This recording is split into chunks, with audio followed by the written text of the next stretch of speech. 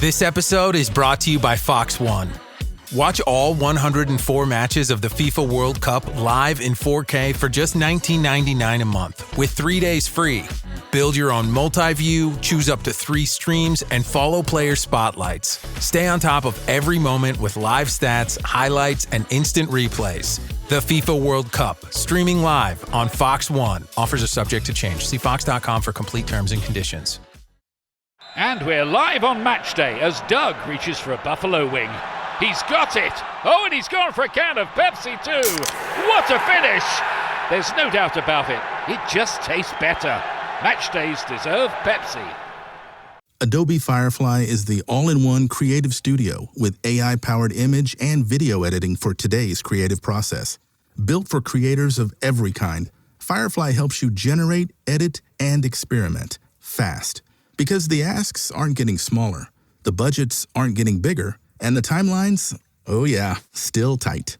With all the best creative AI models in one place, Firefly brings your ideas to life. Unlock a better way to make with Adobe Firefly.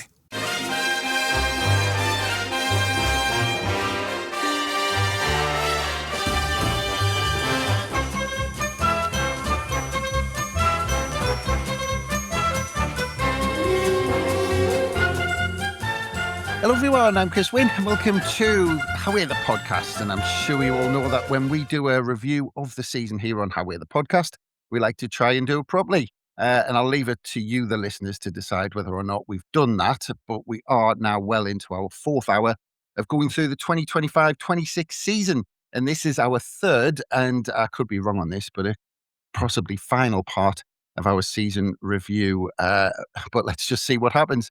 Because to be fair, we had managed to end with our 3-0 win against Burnley on the 2nd of February. That put us 8th in the table in part 2. This was just 4 points behind what turned out to be a Champions League spot, because of course there was the extra one in the end. But I am looking forward to getting back into the games, and luckily I have a few people to join me to pick up where we left up. And first up, it's Martin Wanless. Hello, Martin. Hello, Chris. Yes, I am very much looking forward to seeing how this season turns out. I've got a sneaking suspicion Europe might be on the cards, but we'll see, won't we? We'll find out soon. Well, I don't know, Martin. We've still got dreams of Champions League places at this point, but we'll see how it turns out. But next up, he parachuted into part 2, but I'm very glad to say we have him from the off today. It's Gav and Henderson. Hello, Gav. Morning, mate. Yes, I wonder what's going to happen from here. Yeah, Sunderland heading into a bit of a sticky patch, but I think the season might end well. Who knows? Yes, it's very morning, mate, and you're fresh as a daisy as always, aren't you? Oh, yeah, fresh as a daisy. Been in about 6 hours, I think. I was over the town last night. It was good. Yeah, there might be some decent footage from a Ring doorbell somewhere. Gav trying to find his way home, getting his home and bacon on the go. But and also, I'm very pleased to say we have the smooth tones of someone who I'm sure is the Mackem love child of Smashy and Nicey. It is, of course, Andrew Smithson. Hello, Andrew. Hello, mate. Morning, Chris. Morning, everyone. Yeah, that's. How long have you been working on that one, Chris? That's a new one. It just came to us, Andrew. I mean, one of these nicknames will stick, I'm sure, Andrew. Well, it is a Sunday morning as we record, so maybe Sunday love songs on Radio 2. You know, we might emulate that. But this pod, we're going to rattle through this because I can't remember much happening towards the end of last season. So yeah, we'll be done and dusted in about half an hour, I think. Yeah, because that's always the way on How We're the Podcast, isn't it? We jump on for a quick half hour, get it done, and then jump off again. But I was going to say, Andrew, every How We're the Podcast is surely a love song, isn't it? Oh, of course. I mean, can't help falling in love with these, can we? You know? Yes, and of course Sunderland apparently lining something up with Elvis Presley. I don't know what you think about that, Gav. Is that do we know what that's going to be? Have you got any inkling? Have you got any feeling what that's going to be? Oh, I'm all shook up. It's well, all we know, it's going to be pink and black. I think that's the only thing we know. But hey, well done to the club for doing something a bit outside the box, eh? Because don't we go to Nashville for pre-season? So Music City and all that. And of course, at the minute, Sunderland is a music city as well. So makes sense, doesn't it? It all ties in. Yeah, I'm excited to see what it means. Yeah. And I just want to throw this to Martin as well, see what he thinks, because I want to see if he can crowbar a song into it. Well, Chris, some things are meant to be, so we will. I knew he'd have one lined up. We will look forward to it, won't we? Oh, well, lads, a little less conversation, a little more. Yes. Anyone can think. Andrew's proud of that one, and he look at him. Oh, I am. I haven't heard of that one, Gav. If anyone can crowbar any more in, please send them on a postcard to How We're the Podcast, and we'll if it doesn't arrive, return to sender.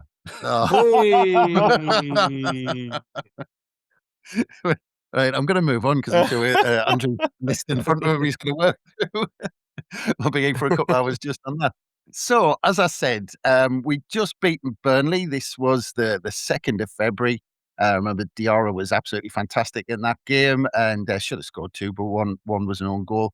It was the first time we'd scored 2, or we were 2 up by half time in a game this season. Fantastic performance, and one of the few times actually this season we really kind of swatted someone aside, other than the 2 games against the visitors, of course. But moving on, because after we'd beaten Burnley, of course, we were in a good position, as I said, but we had a couple of tough fixtures next, and next up was a trip to the Emirates. So we went for a trip to the Big Smirk, and we had an unchanged side from that Burnley game. And it was quite interesting because it worked so well against Burnley, of course. Xhaka was out.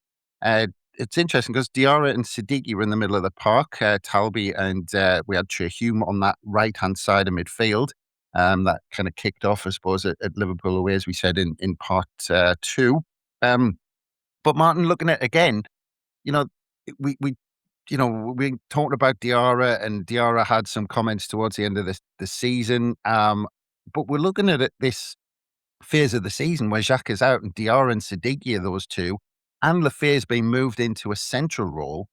And you go into this Arsenal game, first 45 minutes, we're 1-0 down, but going back to my comments that I wrote at the time, I'm seeing brilliant performance. I'm very proud of the lads. We were absolutely fantastic in this game. I think I said in the podcast that we did afterwards, this was our best away performance of the season. And I think up until this point, this and the Liverpool game were our 2 best performances of the season away from home. I thought we were great. I thought we really went toe-to-toe with them and made it a really, really difficult game for Arsenal. And, we saw, as the season progressed, Arsenal really grinding out results. And a 3-0 on paper might not look as if they had to grind out this, but they did, because we made it so difficult for them. And, it was only when Gyökeres came off the bench and he got the second goal just after the hour mark that they really started to assert themselves. But up until then, I thought we'd played fantastically well. And it was just unfortunate. I think it was one of those games, the scoreline really flattered them. And it was another one of those games where just that little lack of quality maybe in the final third to create something, to make the most of the chances that we had to get in and around their box, let us down a little bit. But look, it's one of them.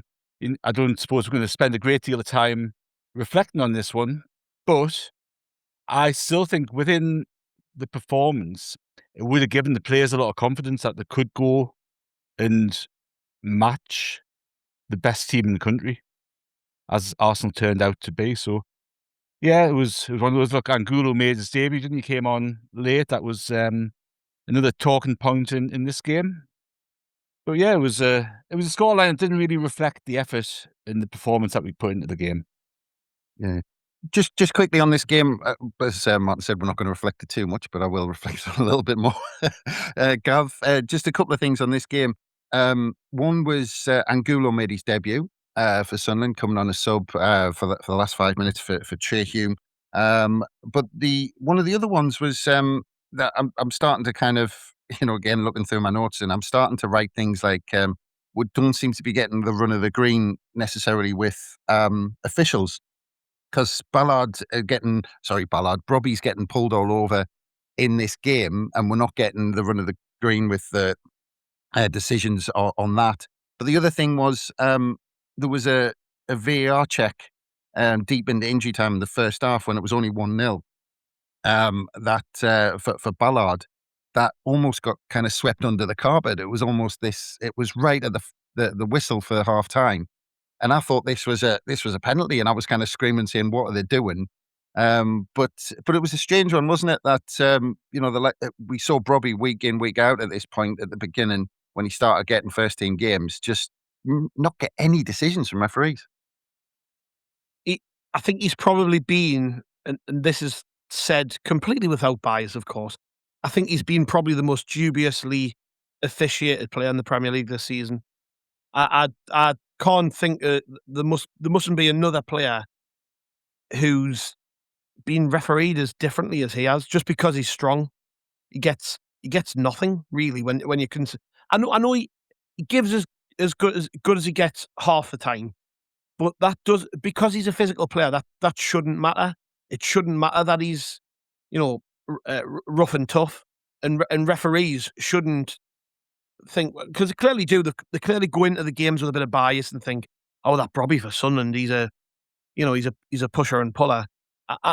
They clearly do, because it reflects in the officiating he gets. And you're right, in this game he was it was appalling, really. Gabriel, I hate him, honestly. I absolutely hate him. He's a quality defender. He is a quality defender. I just don't like him at all. And he's such a shithouse, and he got away with murder with the referee.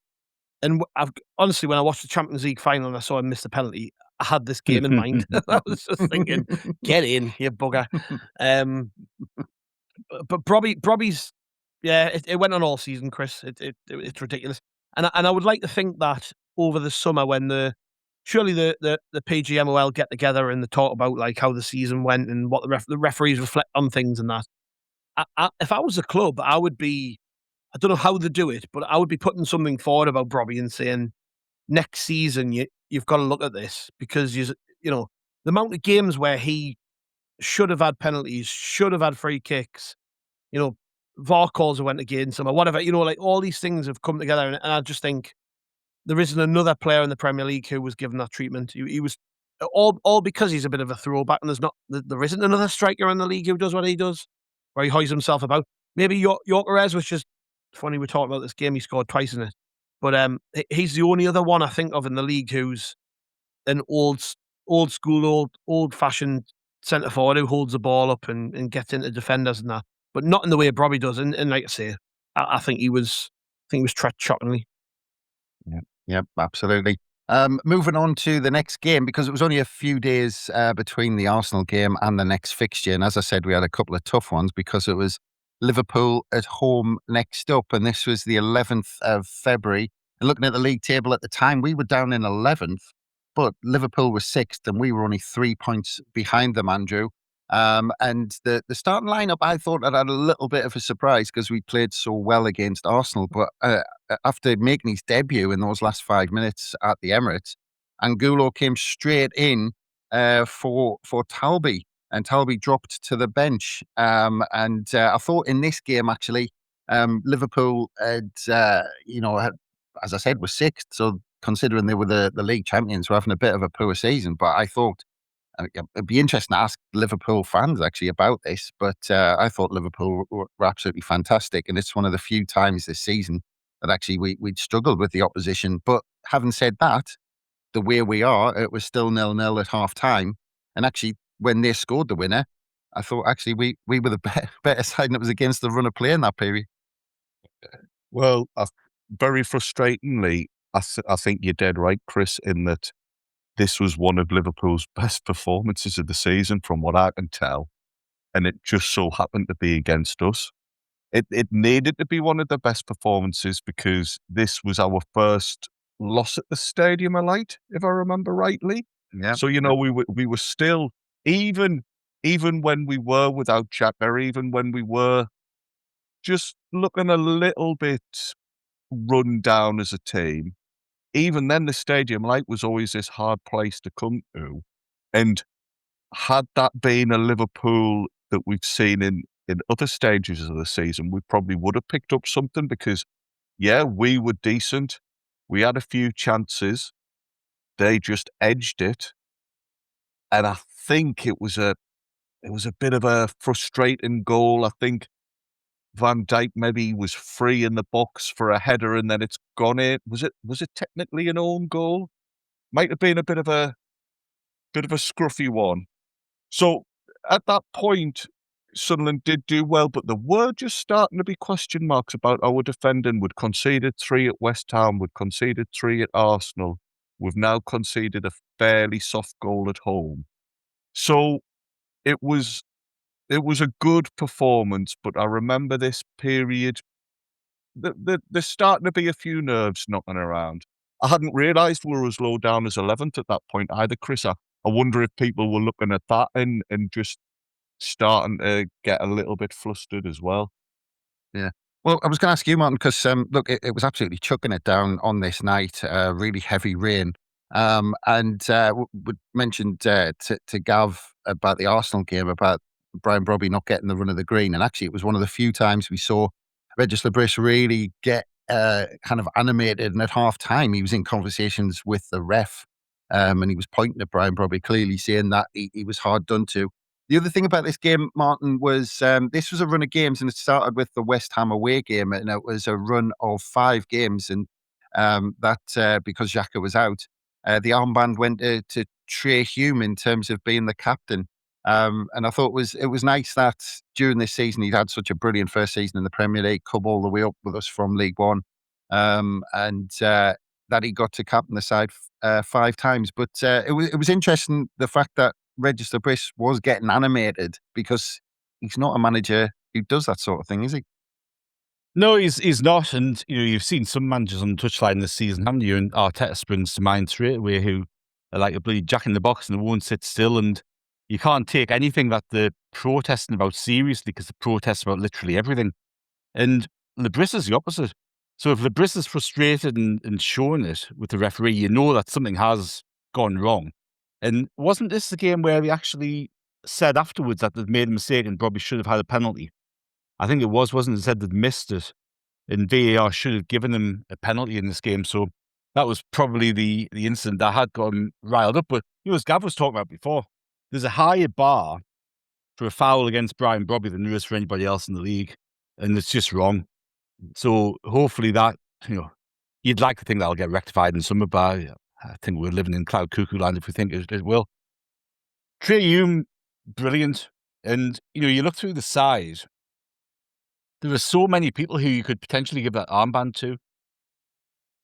You've seen, we've talked about, haven't we, in these pods so far, we've seen the leadership that Mukiele has. We've seen Ballard really step up and be a leader in the team. Enzo Lefebvre is a different sort of leader, but he leads by example, and he's fantastic. Alderete is a leader in that side. And there's a few others you probably chuck into the mix as well. The fact that Lebris thinks so highly of Trey Hume that he's given him the armband on a few occasions this season when Jack has been out speaks absolute volumes for Trey Hume as a person as well as a player. And I think, look, Hume's been the topic of conversation, hasn't he? He's come in for criticism, and really unfair criticism at certain points in this season, mainly because he's been asked to do a job that he's never done before until this season. And I always think, and again, this is something that we've talked about in previous podcasts, isn't it? But players, well, there's so many aspects of this actually. Players can improve, right? That's one thing. Players can have an off game. That's another thing. Players do an incredible amount of stuff behind the scenes that we never see as fans in training and dressing room and all that sort of stuff. And also players read stuff online. So if you've got somebody like Trey Hume who's working his arse off all week, the manager loves him, the players love him, he puts in good performances 9 times out of 10, and he reads some of the shit online that was given to him after a few of these games this season.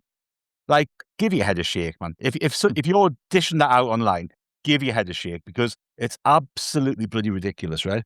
So you've got all these bits into it, and of course Trey Hume was captain because Xhaka was out, and this is the thing that I just have a concern about going into next season. I know we're not doing a season preview yet. This is a season review, but the impact that Xhaka not being in the side had was huge. And I think you look at the results and they tell their own story, but you look at some of the performances that we turned in. Now, I think in this game, we get something out of Liverpool if Xhaka's on the field. I think we get something at West Ham if Xhaka's on the field. And there's a few games coming up where I think if Xhaka's on the field, we get something out of this game. So that's just something that we need to. It'll be interesting to watch in the summer. I wonder how they cope with that, and what there's already some rumours about sort of similar players in terms of profile to Xhaka coming in who can step into his role. But I think that's the thing when you're looking at this little run of games here, is the impact that Xhaka has when he's not there. Because leadership-wise, organisation-wise, as well as his playing ability, which is bloody fantastic anyway, you've got, in my opinion, he should have won Player of the Season. He should have won Signing of the Season. He should have won bloody every award going this season, because of the impact he's had on our football club. And I just think we missed him on this night. Yeah. Just very quickly, Martin, just in terms of that home record going, just a very quick question. Do you think at this point, we were all celebrating it. It was something that before every home game, the media were talking about, that was the whole build up to every home game. Do you think in the end, it almost got to the point where the team were thinking, God, we've got to retain this record rather than what game it was and just getting a result? Oh, look, I'm sure there would have been some of that thought process came into play. But conversely, for away teams coming, they'd have been thinking, shit, nobody's beaten this lot at home this season. We're going to be in for a tough game. So it probably balances each other out to a large extent. And it's something to be proud of. Now, I don't think you could ever say that, as a promoted side, going into February, still being unbeaten at home is anything but a positive. So, you come into that game and, was it Liverpool had the lads sent off against Man City, hadn't they, in the weekend? And it was that funny one where Haaland had ended up scoring, but they decided, in VAR's wisdom, because they don't want to spoil the game or interfere unnecessarily, they decided to disallow the goal, award a penalty, and send somebody off. So there was that kind of going with Liverpool as well, wasn't there? So there was a little bit of negativity going in this game. I think they were struggling for a right back, which kind of explains Angulo's selection, because we obviously wanted to try to test him on that left-hand side. And, that worked to some extent, but maybe it didn't work to another extent. But there was so much going into this game. And I think the credit here goes to Liverpool, because I think they probably turned in one of their best performances of the season, and they needed to come away with 3 points. So I think, again, every single one of us would have been delighted if we said, we'll remain unbeaten at home until February. Ooh, all right, I'll take that. I was just going to chime in on that, but we have to celebrate the significance of that achievement. I think 11th of February, before we lost a home game in our first season back in the Premier League, the only team in England who went that far. Yeah, out of all the leagues, and what an achievement that is. And like you say, had we had a couple of different players available, it might not have been the case. I don't think we celebrate that enough. The fact that we went so long without losing a game. I think it was the 12th, the 12th home game of the season. So we'd gone roughly 2/3 of the season at home. Honestly, Chris, you would have called someone a liar if they told you that. Oh yeah. Right. By the way, you're going to be the last team to lose a home game in England. You would have went, yeah. Nah. Well, it was the whole reason the media were talking about it, because it was a massive story at the time. The fact that we'd done that, but moving on to a few days later at the weekend, and we get a break from the Premier League, Gav, because we travelled to Oxford United in the FA Cup 4th round. As you said on part 2, I think one of those glamour ties that we got in the FA Cup, but. but Register Bliss rang the changes. Ballard, Alderete, Ronaldo, Siddiqui, and Angulo came out, and I think Robbie came out as well. And O'Nien, Sirkin, Mundell, Talby, Getrauda, and Isidore came in. I think one of the surprises for me around this time was Rigg didn't get some minutes because I thought we were every opportunity he had, he was trying to get Chris Rigg some minutes. But I'm not sure it was the game for Chris Rigg, really, looking back, Gav, because it was scrappy. The pitch was crap. It was almost like an old-fashioned cup tie that we just had to get through, wasn't it? Yeah, it wasn't. It's not a game that'll live long in the memory, is it? I mean, I remember Diarra, Mundell played well. I think Tabby came off the bench for 10 minutes or so and did really well. But it's not one of them that you. Yeah. But we just had to get through it, as you say. We just had to get through it because Oxford were at the time and subsequently still were towards the end of the season struggling. And I remember thinking, well, they could really do without this game. I'm pretty sure didn't Oxford make like 10 changes to their team as well. So they weren't particularly enamoured with the FA Cup. But sometimes that can be that can be a bit of a disaster because you don't know what you're preparing for, and the players coming in want to prove a point. And we've been to Oxford a lot of times in recent years, so we kind of know the score there. But we still had to turn up and do a job. And yeah, it wasn't pretty. Diarra gets a penalty and scores it. I mean, very uneventful game other than that. Yeah, well, two things I just wanted to bring up for you, Gav, in this game was the penalty. That I think it was the second time we've gone through. I might be wrong, but someone might be able to tell us if I'm right. That Diarra actually took the penalty for Sunderland while Lafayette was on the pitch, which I think is quite interesting because I've always considered Lafayette to be the main penalty scorer, hopefully penalty taker even, unless he does a Penenga. But in the late stages as well, last 10 minutes, Jocelyn got his debut for Sunderland, came on. Strange game to make his debut in some ways. 1-0 up with 10 minutes to go on a really crap pitch. But it was interesting because we talked about the January transfer window at the end of the last part. But Angulo made his debut, and now it's Jocelyn's turn.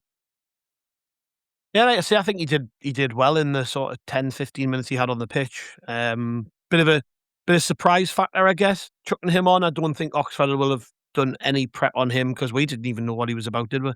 But it was an early positive sign actually with Jocelyn because we'd seen the video, like all any of us had seen were videos online of him playing in the Israeli Premier League, and you're like, well, that's not really a barometer for how decent he is. But he came on and just caused problems. He looked really, really hungry and wanted to do well. And as you'd expect with a young player making their debut, they're going to want to make an impression. It's just a shame, isn't it, that he didn't play more really because of injury and stuff. But watching him now over the summer, he's playing in the used to be the Toulon tournament. I can't remember the name of it now. They've named it after somebody, and the name escapes us. But he's playing in the artist formerly known as Toulon tournament at the minute with Ivory Coast, and he's already got a couple of goals. He's doing pretty well, and I've seen tweets from reporters reporting on the tournament saying, that Sunderland fans should be excited about him, which is all positive. I'm kind of really looking forward to seeing how he does in pre-season and in the next season. But yeah, this was an early sign of the ability that he's got.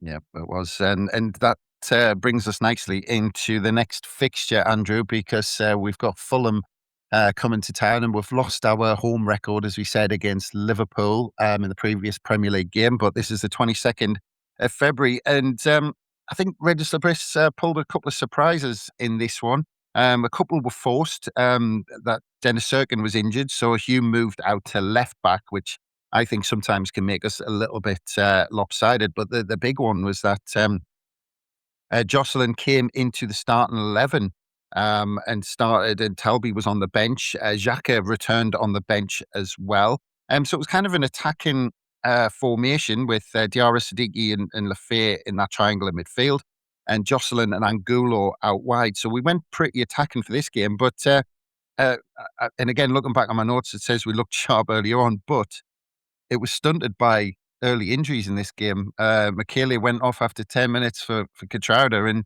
Jocelyn took a knock and was off for Mundell before half time. Yeah, I think the Mukiele withdrawal was pivotal because that is a fairly adventurous starting 11, but it's a little bit raw in certain positions there. There's not a lot of experience, and in that type of situation, you need your big stable defenders there providing a solid platform. My memory of it is exactly that. We looked okay. We looked reasonable, and then just we're at 6s and 7s. We talk about what are the team like without Xhaka. I think a Sunderland team without Xhaka and without Mukiele is going to struggle because they are just quality performers. It perhaps wasn't as bad as the scoreline suggests. I seem to remember Fulham's last goal was a breakaway when we were piling on the pressure. We got it back to 2-1. And then they caught us. But a bit like the game at Fulham, just quite frustrating because Fulham are not the best team in the Premier League. But they've managed to come away with 6 points against us, and I don't know how I feel about that. At the start of the season, you might have gone, yeah, Fulham are an established team; they'll do well against us. But I don't know. I feel as if we've kind of given them some of those 6 points. And again, this was all just around a period where there was one or two people, saying the old cliches, the bubbles burst and all that type of thing. So a frustrating afternoon, that one. Yeah. Just quickly on this one, Andrew, just in terms of that performance, because it was 0-0 at half time. And again, looking back, I'm seeing things like we had a poor first half.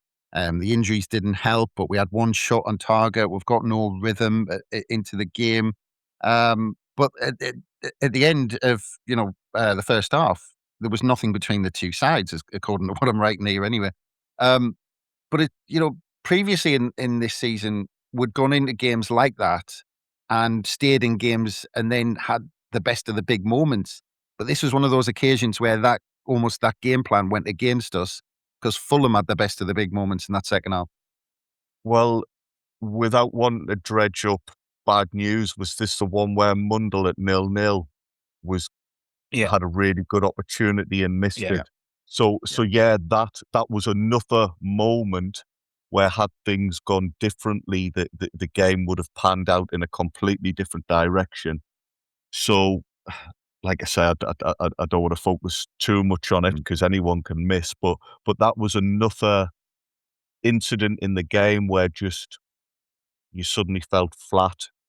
Maybe Fulham fed off that and thought, hey, this is brilliant. We've got out of jail. Let's capitalize on that. I've forgotten the name of the lad. Is it Jimenez? Yeah. He was working his ticket, but to be fair to him, did well. I think he scored 2 of their goals in the end. Yeah. So Could have been off. was Could have been off Jimenez. He was. Yeah. Yeah, I can't remember why. I'm hoping one of you will fill in the blanks, but I remember thinking he could have been sent off. Was it an elbow or something like that? It might have gone up for a header. Because he's been booked, I think, hadn't he? Then he went up for an elbow. Well, he didn't like it and then when got people subbed off. Then got subbed off. He didn't like it when people were being physical with him, but he was then challenging sometimes where he wasn't even looking at the ball. But that's one of those performances where when they go off, you say, "Oh, he's really wound us up," but he's got the job done. So in a roundabout way, you've got to kind of give him his dues for that.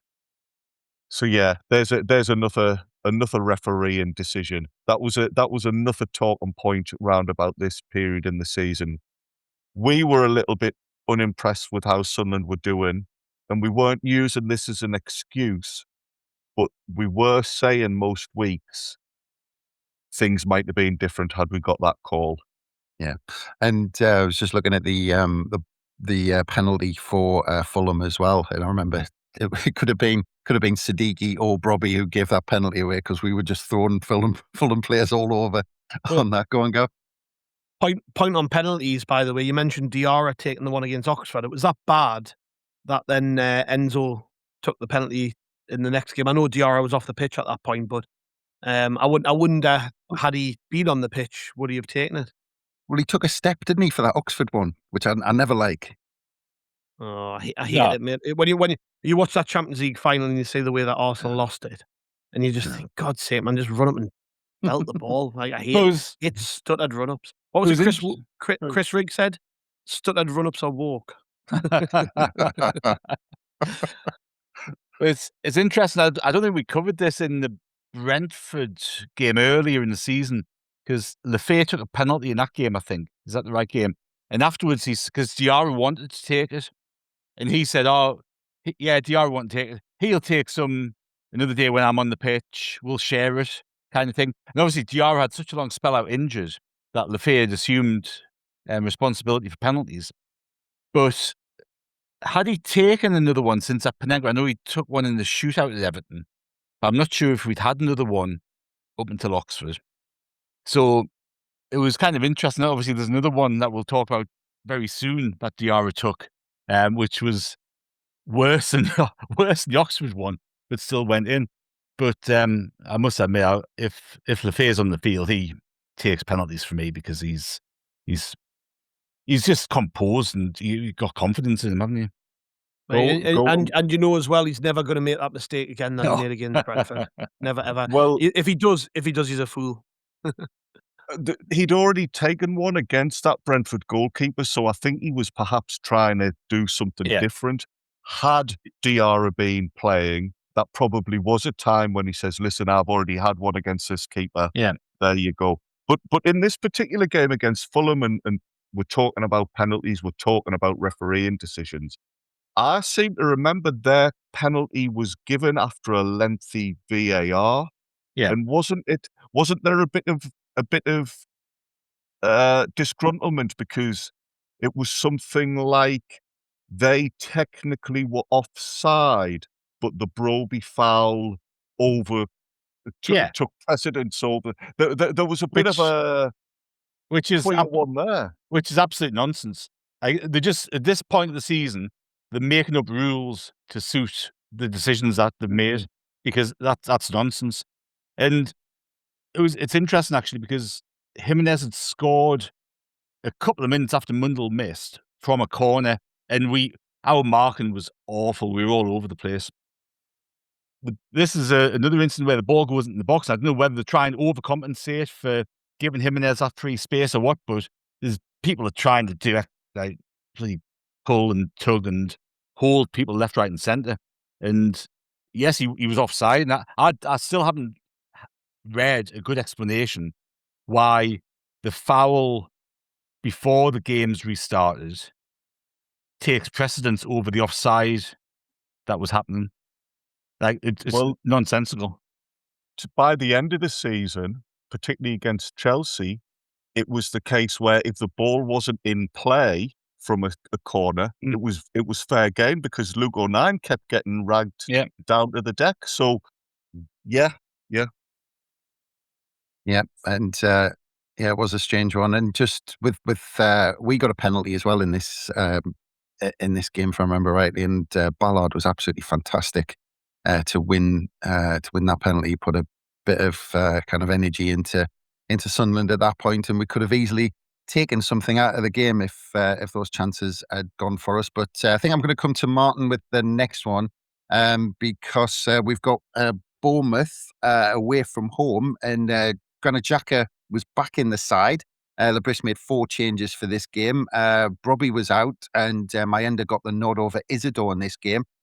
I think the big talking point in this one, Martin, from memory, was 2 minutes in, and Enzo Lefay is just basically picked up and shoved to the floor almost, but VAR completely ignores it. I don't think they even had a look at it. But 17 minutes in, Mayenda scores, and it was his first goal since West Ham at home on the opening day of the season. Fantastic performance from the lads, and unfortunately, it's a controversial equaliser. That means we don't pick up 3 points.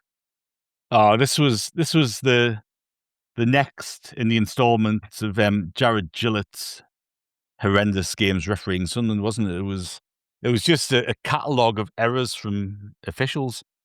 You had the Lafayette one, as you said, which it's just a stonewall penalty. I don't care if people think it's soft, it's a stonewall penalty. The referee's looking straight at it, doesn't give it. VAR don't intervene. A minute later, he gives a foul for us outside the box for something even softer. And you're just going, what planet are you on? Maenda actually played really well in this game. He had a superb game, scored the goal. It was Xhaka's first game back, wasn't it? I think who was the it was Tyler Adams went through him and should have been sent off. It was an awful tackle, but he actually got given a free kick in his favour for pushing the back, which apparently now a little push in the back makes you fly in with your studs up to somebody's lower leg, but we'll look past that one. And then their goal could have very easily been disallowed, I think, for a handball when you look back at it. So it was just one of those games that you before the game, a point there, great, I would have took it.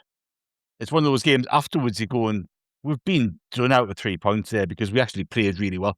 This was a game that Robin Roos got injured as well, and he looked a bit dodgy. And it was the first time that he's been caught out, I think, so far this season. He had one, wasn't in the first half, where he was 30 yards outside the box. He tried to take somebody on or do something, and they nicked the ball off him, and Roos ends up fouling them, but I think we got the free kick. And then there was another one where he actually injured himself, where he maybe should have done better, and he parried it back into danger. I think he pulled his hamstring or something, didn't he? So that was an interesting sort of side story to this game. But it was certainly one where after the game, you're going, how on earth didn't we win that? And I can tell you why. It's somebody who is refereeing the game. Well, to be fair, I would say, you can blame the referee, but again, going back to the notes at the time, like this is what VAR is supposed, and you wrote an article recently, Martin, about VAR, but it's supposed to catch referees when they're being crap, or catch referee or catch crap referees doing their thing week in, week out. What I don't understand is how anybody could look back at a replay at that push on Lafayette and decide that that's not a penalty. And, it's this kind of nonsense of, it's early in the game, we're, given big decisions. It's just nonsense. How anybody can look back at that. That's what VAR's for, that somebody can look back at it.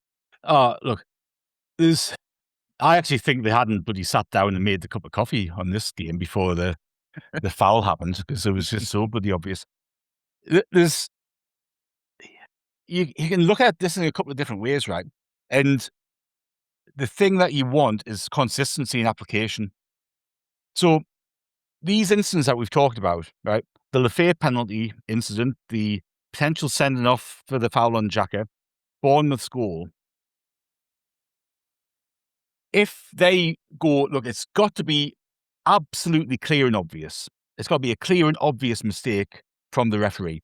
Well, the last two of those don't fall into that category. The first one, you can argue, would.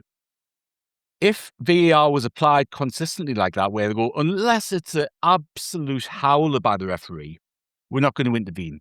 Unless it's on the sort of level of Maradona scoring with his hand against England in '86, or Thierry Henry controlling with his hand to send France through and Ireland out the World Cup all those years ago.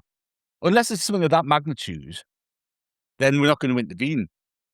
I think we'd all be kind of going, okay, that's fine. If that's the way it's going to run, that's fine. The trouble is, that's kind of how it ran in this game. But the other 9 games in the Premier League that weekend, it didn't work like that. VAR comes in, steps into every little thing and looks at every little thing. Like we talked about in the Fulham game, where there's a shirt pull and you go, right, referee didn't see that. Was it a clear and obvious error? Maybe not, but we've spotted something, so we're going to get involved. The application is inconsistent. And that is what I think frustrates me more than anything else.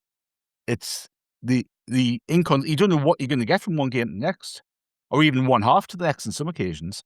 So you can look and say the referee had a poor game. And look, if he'd given that Lafayette penalty early on, you might look at the other incidents a little bit more kindly and go, okay, well, that's his call. That's a judgment. He could never see the handball from Bournemouth's equaliser. But if VAR was going to act like VAR's done in every other game that season, they disallow it. So it's bonkers, man. And you know what really irrationally pissed me off with this game when I looked at the officials? The fella who was on VAR was a trained VAR ref. He's not actually, or he hasn't done Premier League games as a referee. He's been trained as a VAR ref. So they're bringing people through who aren't actually going to be on the field very often, but are specialists at looking at the TV screen. Like, how weird, man. How can you make that call if you're not getting your boots dirty on Saturday refereeing those same players? You can't. Anyway, that's my VAR rant over. We'll see. We've opened a few wounds there, I think. If that's a qualification, I suggest I'm an expert at watching football on the TV, to be quite honest. But yeah, in this one as well, we had a goal disallowed as well. Gachado was offside. The other thing about this game was that the fact that we remained unbeaten after we'd scored the first goal in a game this season. But moving on to the next game, Gav, we're into March, and as Martin said, that Robin Roof's picked up that injury. So Melker Elborg, who would signed in January, comes in for his debut at Elland Road under the lights, as we kept hearing at this point, Gav. And, it was just a foregone conclusion that Leeds were going to win because it was nighttime. And apparently because lights lit up the pitch, then that was it. Nobody else can win a game at Elland Road. But we went there. And again, talking about Trey Hume being captain on 5 occasions earlier in the season. On this occasion, it was Luke O'Nien who captained the team in the Premier League for the first time and only time actually this season, which was fantastic. And it turned out he got man of the match in what I consider. It's funny because we keep repeating ourselves, Gav, and Martin was talking about. I think it was Arsenal potentially one of our best performances of the season. We said it about Chelsea. We might say it about another fixture coming up, but another brilliant away performance. And this one was a tough one. It was different to some of the others. We just had to really kind of be organised and everything. But we got all 3 points in this one. I think in the context of the season, this is a massive result. Absolutely massive result. When you look, had we won away since Chelsea in October? Was this the first win? I can't remember now. I think that's right, isn't it? So we waited an awful long time to win another away game, and as you say, we suffered a bit of adversity. I mean, I know we laugh about the whole Leeds under the lights thing, but it is a bit of a thing. Like they do seem to, certainly they enjoy playing at home on a night game, don't they, at Leeds? And it gives them a bit of extra pep in their step. And I don't know whether psychologically that does play into the hand sometimes against certain teams. And I've said this repeatedly recently, but I think the psychology of our team is unbelievable. I think we don't really care about playing at Elland Road under the lights, or playing at Wembley, playing Newcastle away from home, having to win a massive game to get into Europe. All these things, our players don't seem to bottle it. And given, Elborg had to come in for his debut, given that O'Nien was coming in from the cold effectively to play in this game, we were kind of down to the bare bones. When you look at the bench, you think, Jesus, Xhaka wasn't back in the team yet. He was on the bench. He did play the second half, the majority of it, but, we were getting by with what we had, and yet we went there and we met the challenge head on and won the game. And like I say, if you look at how the season panned out, this was a massive 3 points, because I think around that time, that's when people were, there were people who were saying that Sunderland could get, ridiculous really, but Sunderland could get dragged into the relegation battle. And obviously Leeds had turned a bit of a corner and their form had improved. So people were looking at this game and thinking, well, if Leeds win this game, then, Sunderland could be in trouble. And like I say, there was so much counting against us going into this game, yet we were. It was one of my favourite performances of the season, because it was like we played it like we were the underdog. Maybe we were to an extent, but we went there and it was proper siege mentality, backs to the wall, defend, defend, defend, and it was just such a pleasing win, Even though it was a penalty which decided it, I just think we defended so well in this game against a team who, probably would have played like that against another 10 teams and beat them. And it's a credit to the manager, a credit to the players that pulled themselves together to put a performance in. It was outstanding. Yeah. And just a couple of points on these. We have talked about big moments, and there was a moment around the hour mark when Leeds actually took the lead against the run of play. It was a silly free kick that we gave away, and it was a fantastic header, actually. I think it was Rodon who scored the goal, but it was deemed to be offside through VAR, because we all love VAR on How We're the Podcast, and we can't get enough of it. And it's one of our favourite things in football, but it's saved us. Tell you on that, Chris, tell you what, how that linesman doesn't give offside I know. is pathetic. Yeah, but they don't. But half of them now know that they don't need to do their job half the time, because they know they're going to be. Well, they think they're going to be bailed out, but this is the daft thing: when they don't do their job and then VAR doesn't bail them out, they all look ridiculous. That's the kind of biggest problem. But in that situation, right, if you're a competent linesman or even semi-competent, right, the goal's been scored, you can see it's offside. You putting your flag up isn't going to affect any part of the game. I can understand referees and linesmen not making decisions if the game needs to continue. In that instance, the goal's been scored, the ball's dead. How he is not... I know VAR did rectify it, but how on earth he isn't competent enough to spot that offside? It's baffling. Yeah, and it is. And just a few things about this. Gav said Xhaka had come on the pitch. It was interesting because as soon as Ampadu handballed it, he ran straight up to the referee. And these are the things that sometimes you don't notice that we get out of Granit Xhaka, that he was, sometimes he refs the game. And in this one, he ran straight to the referee and pointed it out that something had happened in the box at this point. Again, just on Luke O'Nien, it was Luke O'Nien's first Premier League start. And he was captain, and he got man of the match. So the pressure on him to have a performance in this game was huge. And once again, he stepped up and did his thing. But Andrew, last one for this part, and I'm sorry, mate, it lands on you. And it's just the way the cookie crumbles, because we go to the FA Cup 5th round, another glamour tie. Away to Port Vale, last 16 of the FA Cup. We're all getting giddy. The rosettes are getting made. The shop windows are getting planned. Human Siddiqui is suspended for this game. One of those stupid cup ties where we're coasting through the game. A ball's bouncing around the box from a cross, and they score. We didn't really get going properly, but we never seemed under threat apart from that. But it turned out to be the worst day of the season, pretty much, didn't it, Andrew? Oh, it was dreadful. Earlier on in the season, the club did Founders Week, and it was all about the history of the club. This was like going back in time to a previous version of Sunderland, because to cap it all off, the goal was even scored by a mag who, if I remember rightly, ran away doing the Alan Shearer celebration. Or have I just added that bit for dramatic effect? Yeah, no, he did, yeah. Yeah, it was a real kick in the teeth, because at this stage I was fancying a cup run, and I didn't see it coming. We've just spoken about those two previous away games where Sunderland had lost 3 in a row, then had Bournemouth, who were on a mad run, then played Leeds, who were strong at home.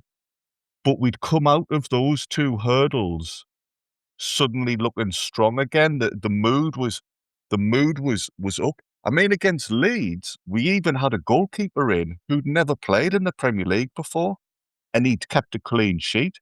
So you think, oh, hey, we're going away to Port Vale, who were in a relegation scrap and didn't even see this game as a priority. And we just didn't turn up. I think before the goal, Sunderland had been decent and looked the brighter side. But there was this question mark beforehand about the state of the pitch. I think that got in the players' heads. And once we were 1-0 down, the game just, I just seem to remember it drifting. It just went nowhere, and it was from pretty much the start of the second half. You just had this feeling, which is very rare with Sunderland in this season. You just thought, we're never going to get back into this. It was a completely out of character. It was not the Sunderland we've come to expect, and I was in a right mood about this one afterwards. I was proper had the hump for the whole week. Yep, it wasn't a pleasant day, was it? But anyway, as Bon Jovi said, we are halfway there, so I think that's a good chance for us to take a quick break. So we'll be back very soon. If your business runs on 5 different apps, 12 browser tabs, and one spreadsheet that everyone's afraid to touch, it's probably time for Odoo. Odoo is an all-in-one business management software that connects every part of your business into one powerful, easy-to-use platform. So instead of wasting time switching between disconnected systems, your entire business works together in real time. Your team moves faster, your data stays accurate, and you can actually focus on growing your business.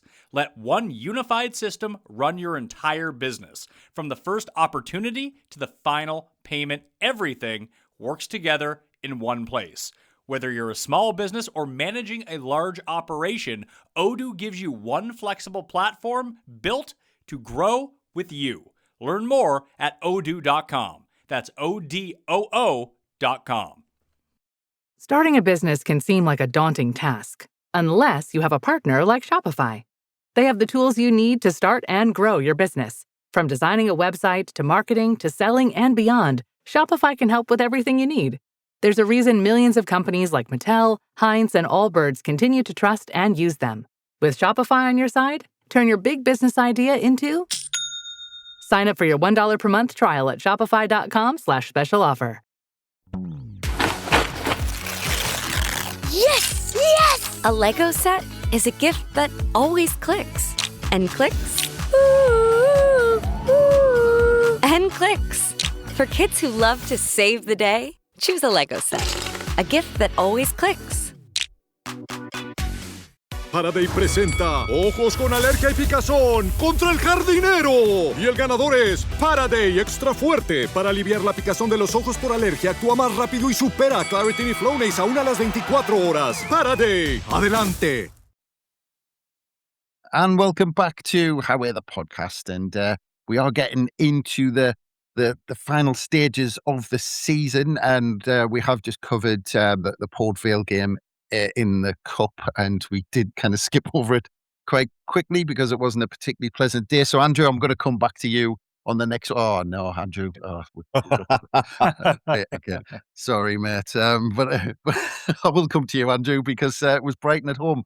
Again, you said that you had the hump, to quote you, after the Port Vale game. But we all expected a bit of a reaction after this one.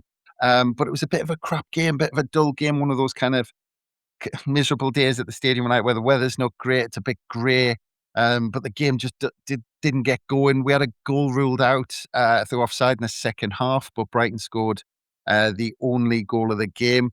And at this point, we'd lost 5 of the last 7, including that Port Vale game, and this is going into Newcastle away. And at this point, we're on a bad run, as we said, and we've dropped to 13th in the table. 2 places and 2 points worse off than Newcastle going into that game. But yeah, this just wasn't fun, was it? It wasn't. It was a poor goal to concede. If you remember, it was like, I don't even think Minter even meant to have a shot at goal, and it's somehow kind of scuffed in. Interesting to note that, like, falling 13th in the table was seen as a bad thing, whereas we've said this a lot, but people would have been all over that at the start of the season. 13th, oh great! Sunderland must have exceeded expectations. So yeah, it was a bit of a nothing goal to concede, a bit of a nothing game. It was a 3rd defeat on the bounce at the stadium, which, after doing so well and being unbeaten at home for so long, did take a bit of getting used to. And at this stage, all the talk was, are the players on the beach? Do you know what I mean? We're going to start picking up again shortly. I'm looking at a couple of the results still to focus on. We were playing Brighton, to be fair. Oh, yeah. Is their beach as nice as ours, or is theirs like one of those pebbly beaches which you can't really? I don't know. I've been there for a weekend once, and I can't remember a thing about it, man. Must have been a good one. Take the fifth on that. Yeah, fair dues. Well, do you know what? The game's a bit like that because nothing's springing to mind other than it was a bit of a spawny goal. Well, just very quickly on the goal, Andrew, because it was slightly.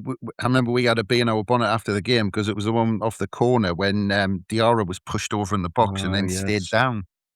Yes, that was it, and it turned out that when you saw the replays, there was absolutely nothing wrong with it. He was making a song and dance about nothing. It was just a game where it felt flat and everybody just wandered off afterwards, just like, meh. There was a real fear that the season was running out of steam.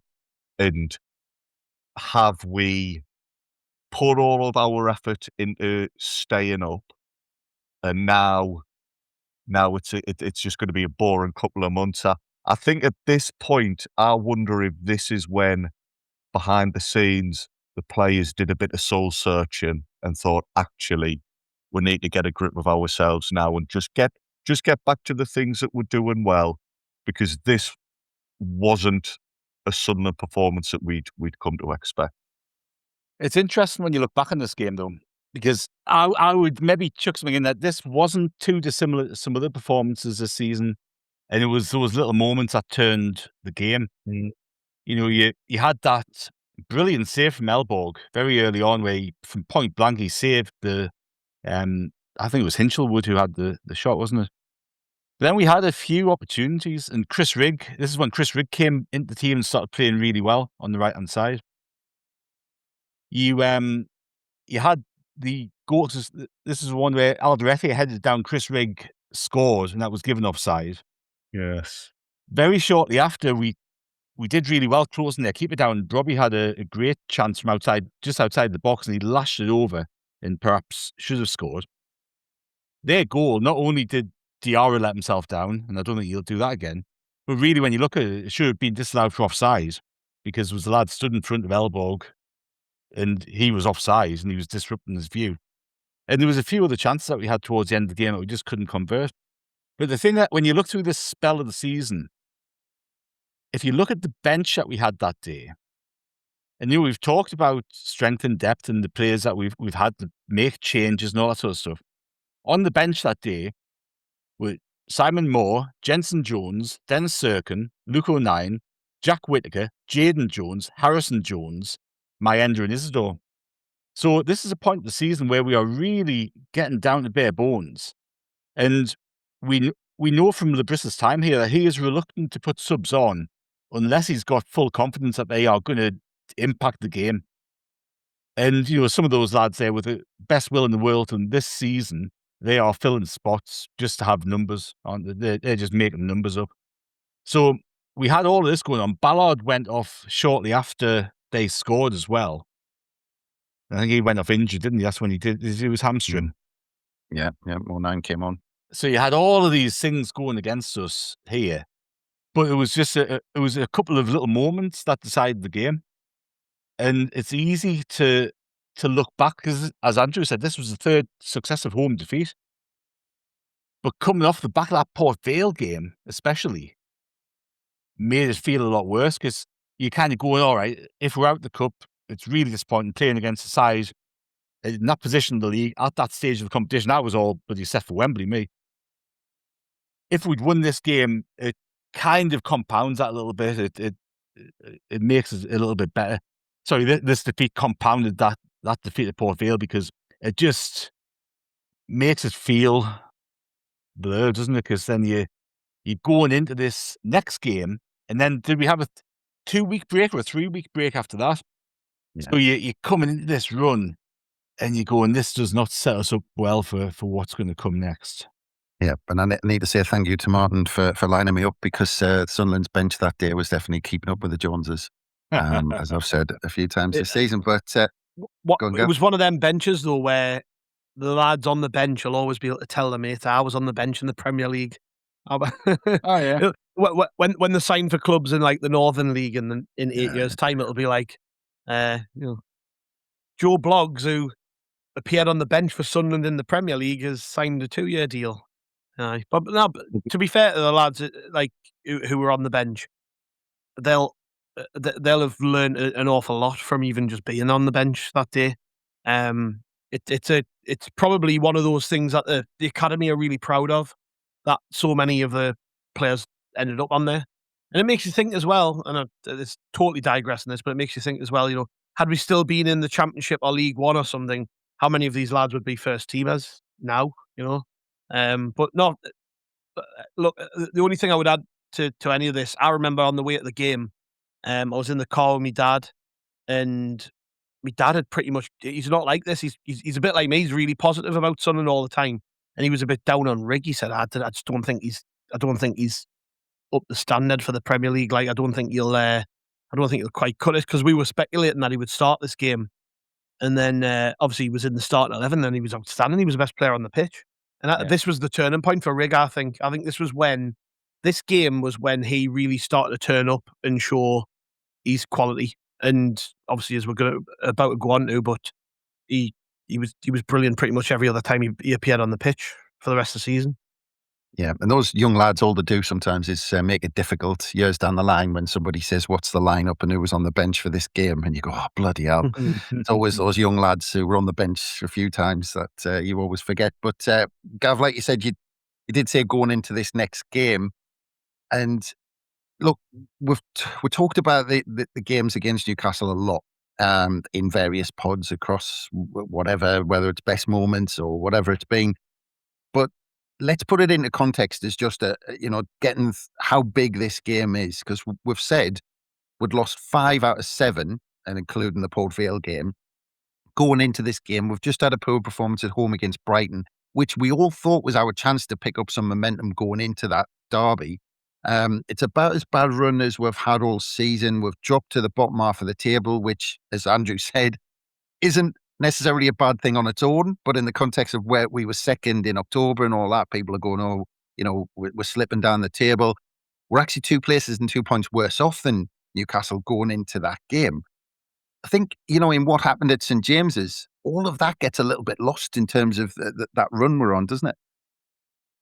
Yeah, you get caught up in the fact it's a derby, and you ignore the stuff around it, really. Particularly when you look back on the results, you're just thinking about the Brobby goal which won the game. But I think you're right. We arguably weren't in a great place going into it, and you could say that off the back of it, that was maybe the thing that catapulted us for the rest of the season. It kind of gave us a bit of belief and momentum that we could go on and do something, because this was a huge game, really. If you take out the fact this was a derby, take out the fact it was Sunderland v Newcastle, it was a team above us in the table, and we took points off them. And when you think about where we ended up in Europe, qualifying for Europe, these were 3 really massive points. And you're right, we've talked a lot about this game recently with all the various pods we've done and stuff around the season, but I'll never get bored of talking about it. Honestly, it was just... I think it's probably the top derby sort of memory I've got. I wasn't even at the game. I was in a pub in Roker, but no, we saw the pictures. I was all over Facebook, wasn't I? Diving all over the place on the Avenues Facebook page. The camera footage from inside the pub. But look, it was just an outstanding performance from us, top to bottom. I thought the lads were brilliant, and the standout from all of this, and we've talked about this a lot, but it's worth talking about again, was the way that Luke O'Nien rebounded from making such a catastrophic error. Like, I think any other player in the world bottles it after that. They absolutely crumble and have an absolute shocker, and he has to be subbed off. Because if you think about what he did, he just in the biggest game of the season, at that point, he just gave Newcastle a head start with an error. He didn't do it on purpose, obviously. It was a mistake. Players make mistakes in games. But can you imagine mentally the toll that would take on a player knowing that you'd done that? You prepare all week for this game. You get yourself hyped up. This is such a massive occasion. You've got fans stopping you in the supermarket saying, "Come on, we've got to beat Newcastle," and stopping you in the street and wherever else. And you're so excited to be in this game, and then you do that. It would kill me. It would absolutely kill me. And I know Luke O'Nien loves Sunderland, and he understands more than anybody what that game means. So the struggle inside must be ridiculous. Yet, because he's so resilient, he done what Luke O'Nien does more often than not, and he rebounded with aplomb. He was outstanding after that point. It needs to be studied how well he played in that game. Like after making that error, I've run out of words to say about Luke O'Nien. Honestly, I just think the guy's amazing. I think he's the best player I've ever watched at Sunderland in terms of what he means to me. Like he's obviously he's not the best footballer I've ever seen in the Sunderland shirt, but I just love him. And I honestly think we'll be looking back at things like this in 10, 15, 20, 30 years going, can you remember that? Can you remember? Like, it's up there with some of the greatest memories I've got of, like, any young player who's struggling to make it in the game should watch Luke O'Nien's performance and say that's how you recover from knockbacks and setbacks. Like, he is unbelievable, isn't he? But yeah, anyways, on to the rest of the game, I just think from that point, and I am repeating myself a lot here, but it's a theme through the season. We managed to do this so often where we would go behind in games or we would struggle or something would happen and we were so cool and collected. And I put that a lot down to the manager because I don't imagine when they went in at half time, Regis Labris was fuming. He won't have been digging O'Nien out and calling him worse than shite for the mistake he made. He'll have been so cool. The lads that went in, they'll have been frustrated because I was absolutely raging with O'Nien for the mistake he made. And I imagine the players, they'll have went in and they will have been probably really cross with how the first half had gone. And then you've just got the manager stood there, just, calming them down and getting them refocused. And hey, just what a second half performance this was from Sunderland. We took to bits Newcastle. Like we did. We systematically pulled them apart and we crushed their dreams, their hopes in the most dramatic way by scoring a 90th minute winner. You could almost hear the heart tearing to shreds, couldn't you, when they were watching the ball hit the back of the net. And nutmeg two players as well from Enzo Lafayette in the setup to the goal was just it doesn't get any better than that for me, I don't think. And yeah, the fact that O'Nien had to come in for Ballard as well was considering he got injured and O'Nien had to step in. And it was the first meeting at St James's Park in 10 years, of course, and it was the same strips as when we beat them in the 1990 playoffs. The other thing I wanted to quickly mention was another thing that just added to the day that sometimes we forget. About 15 minutes to go, Newcastle had a goal disallowed that they'd scored. It was offside. So they'd actually thought they'd taken the lead for a second time in that game, which just adds a little bit more icing on the cake.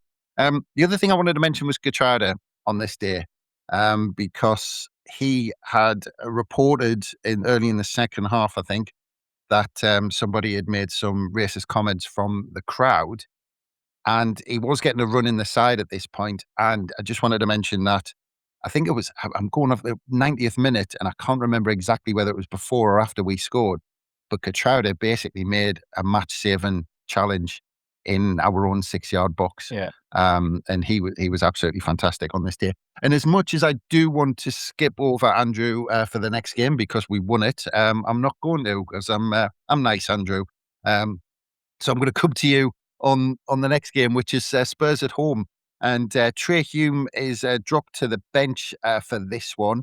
And one of the big early talking points in this one was that Spurs were, and the other thing actually, sorry, just about the team lineup as well. Gatrada came out of the side as well, dropped to the bench, considering how good he was at Newcastle, as we said. But Michele and Ronaldo were in those full-back positions. But Hume dropped to the bench as well. And after around 20 minutes, Andrew, there was a really weird penalty that Spurs got. VAR overturned it, again, because we're massive fans of VAR. Well done to those guys at VAR. These might have been really specifically trained to use VAR, who knows? Or they might have been qualified referees. Luckily, actually, in the early stages, it was Richarlison who was getting the chances, Andrew, because he was a bit crap, and maybe genuinely a bit crap. It's up for debate. We go into the break goalless. And then in the second half, Michele just saw an opening, kept on running, took a shot. If you'd to channel my inner Brett, if you don't shoot, you don't score. And it's deflected in, and we win the game. It was there was a touch of fortune about the goal, and hadn't we just come off the back of a mad 3-week break? Because one of the best international breaks ever, by the way. Well, exactly. We'd just beaten the Mags, so we just had 3 weeks of basically crowing about that. And this is the type of season we're talking about. I'd genuinely forgotten that the Mags had a goal ruled out for offside. That should be like an iconic moment in weird time history, and it has completely skipped my mind. That had happened. The Spurs game could have very easily been one of those after the Lord Mayor's show. Again, whenever we talk about Sunderland in previous eras, they might beat the Mags, everybody's up a height, and then they go and duff the next 3 games, almost as if the players say, well, we're all right now, the fans love us, we can do no wrong. So to come back and beat Spurs was yet another sign of the mental strength of the side, particularly because Spurs were the big talking point beforehand. They'd just got De Zerbi in. There was a whole load of question marks about how are they going to set up? Are they going to do things differently? And there was a touch of fortune to the goal, but Sunderland just did what Sunderland had done so many times before, certainly in the first half of the year. We just win home games, not at a canter, but it's just professional, and it's just a case of job done. I know there was a whole load of rubbish around Broby and ridiculous claims he should have been sent off, and Spurs fans making out as if they'd been done out of the game. But no, to me, it was just a Sunderland team who turned up, did the job, stood up and were counted. And it's the type of thing we've come to expect from Sunderland, just in my mind, a professional performance. Yeah. And of course, actually, Broby did Romero a favour, because then he didn't have to play for Spurs on the last day of the season. He could go back to see his boyhood club back in Argentina. So I think he was chuffed that Brian Broby gave him a little bit of a shove. But we go into the next game, Martin, because the next game was just absolutely nuts, because we travelled to Aston Villa, who were absolutely flying. At the time, we name an unchanged side from the team that beat Spurs. But we went behind after less than 2 minutes. But we had a fantastic response as usual. 2-1 at half time in the end. But then all hell breaks loose in the second half, Martin. Oh, this was a game that was really unusual in our season, because we were wide open on occasions, weren't we? And it's interesting when you look back on this, because as Andrew said, you go into that break after the Newcastle game wondering how the players are going to come back from that. What's their attitude going to be like? Are they going to think job done? We've stayed up, we've got enough points, and we've beaten Newcastle. We've got a World Cup coming up for a lot of them. Are we going to navigate this last 6 or 7 games, not get any injuries, just course through it, and then everyone's happy? Or are we really going to kind of go for it? You got to remember as well, like after the Newcastle game, what, 4 or 5 players came back from injury. You know, Robin Roofs came back, Mukiele came back, Ballard was on the way back, Ronaldo came back, Lefay came back into the team. So we did all of that stuff against Newcastle with half a team, essentially, half a first choice team. I think while we did brilliantly against Tottenham in terms of the attitude and the application, I think this game and the next game are our 2 worst performances of the season by an absolute country mile. I think the scoreline and the fact that we could have won this game at the end really masks an awful performance. I thought this was so unlike us all season, this game and the next game. We were so wide open. We didn't look as if we were structured or we were switched on. We looked as if we were kind of just freestyling it. And it just, you know, I think we were really lucky to only be 2-1 down at half time. I think we were really lucky to go into the last 5 minutes to only be 3-1 down. And then, of course, all hell breaks loose in the last 5 minutes. You know, the only good thing, I think, from memory, that happened in the first 85 minutes was Chris Riggs' goal. Because he had that one disallowed against Brighton. I think he'd come really close to... He'd had a shot just past the post, something, hadn't he, before he scored this one. This is a lovely goal that he scores to get us back on level terms. But as a team performance, it completely contradicted everything that we've seen from a Regis Lebris side over the past 2 seasons. It was like we were being managed by somebody else for the day. And even now, I kind of struggle to make sense of it because it was just bonkers. I'm just trying to imagine you making sense of it if we'd actually pulled it off and Diarra had finished that chance off and would won the game. Oh, you know, I'd have felt really conflicted because I'd been delighted. But in the cold light of day, you go, how, like, 9 times out of 100, you get spanked 5-0 in that game. I'm not sure how it happened. Trey Hume came on to try to shore things up, really, because Ronaldo was having an awful game. And Trey Hume came on just to try to strengthen. I think we went to a back 5, didn't we? And he ends up scoring a really good goal from a Villa mistake. Isidore gets one to put us level. And then, of course, we've got the Diarra moment at the end of the game, which, as you say, could have won it. And then Abraham goes up the other end of the field and wins it for them. So it was, yeah. It was one of those that would be a great game for a neutral, not if you're supporting one of the sides. Yeah. Actually, just very quickly, Martin, before we move on, Ronaldo at this point, because you're saying he had a really poor game and was hooked for Trey Hume in this game.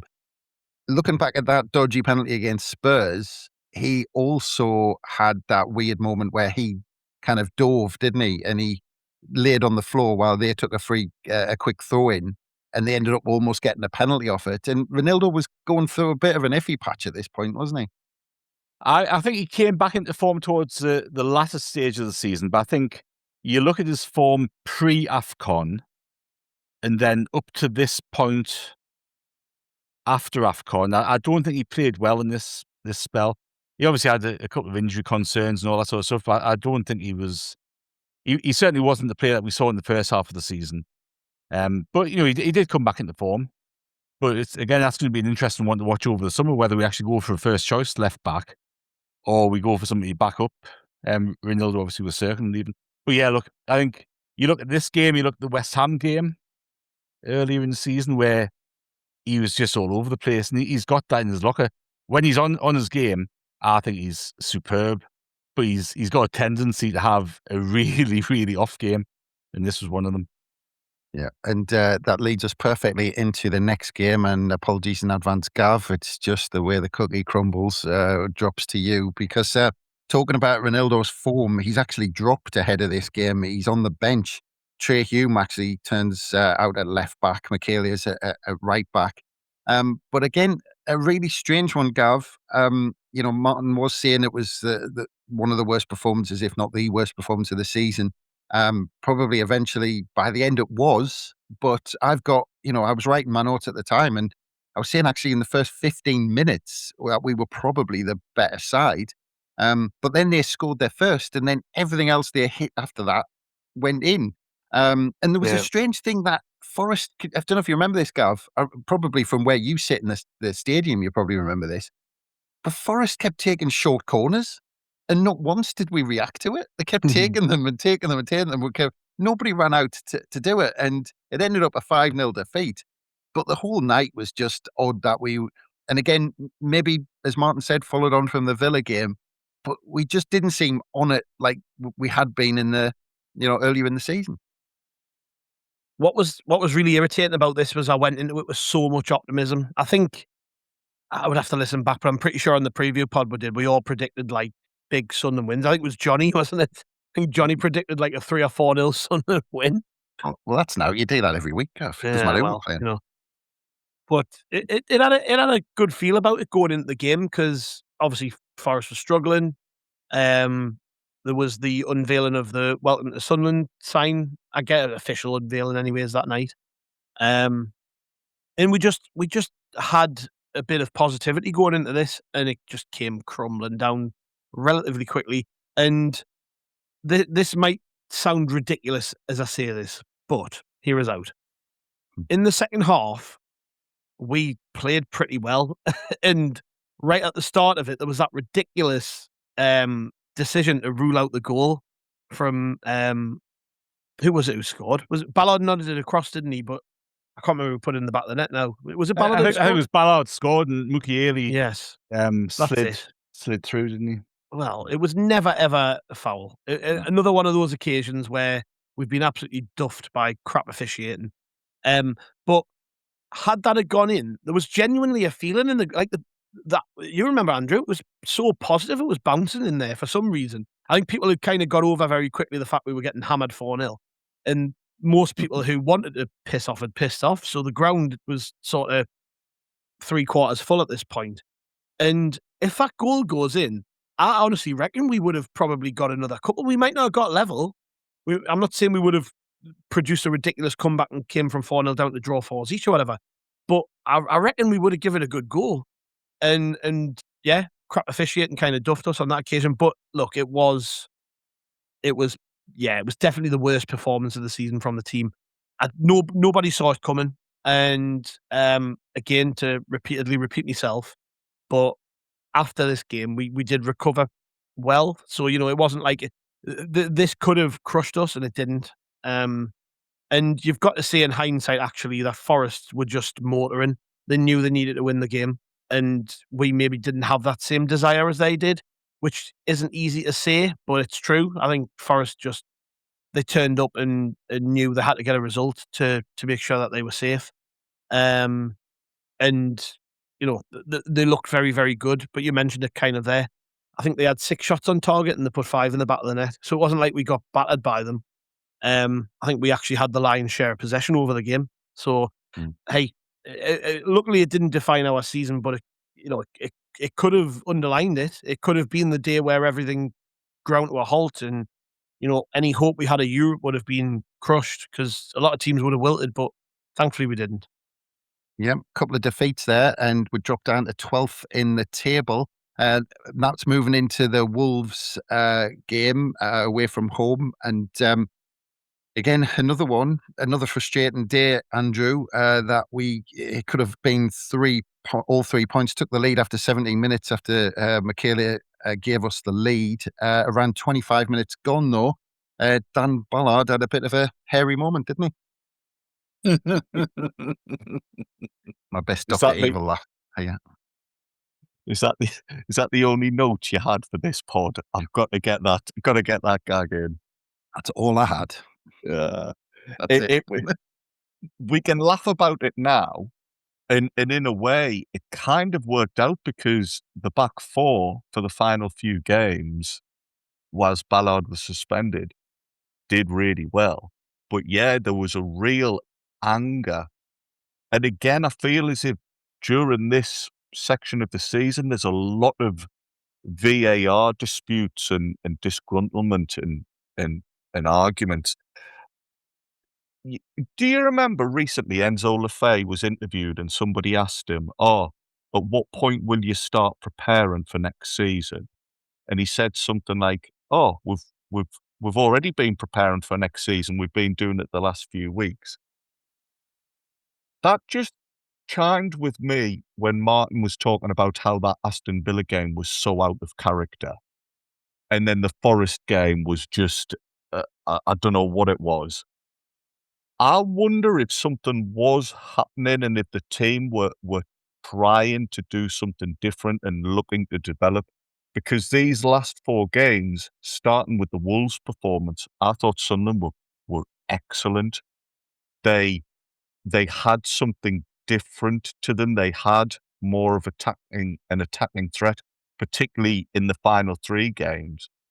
But against Wolves at 1-0 up, I think everybody would have put their mortgage on Sunderland winning at that stage. And even with 10 men, we were arguably the better team. You know, we conceded a sloppy goal. There'd been a lot of conversations about Sunderland's set pieces. So when we scored from one, we thought, oh, well, hopefully that's that sorted. We then got caught out with one. It was a soft goal to concede. Somebody mentioned short corners as well. That is one of the few things that Labrisses seems to have a blind spot for. I remember in the Championship being unhappy about short corners. So there's a minor quibble, and talking about minor, that is minor. If the worst thing you can say about your head coach is we got caught out by 1 or 2 short corners.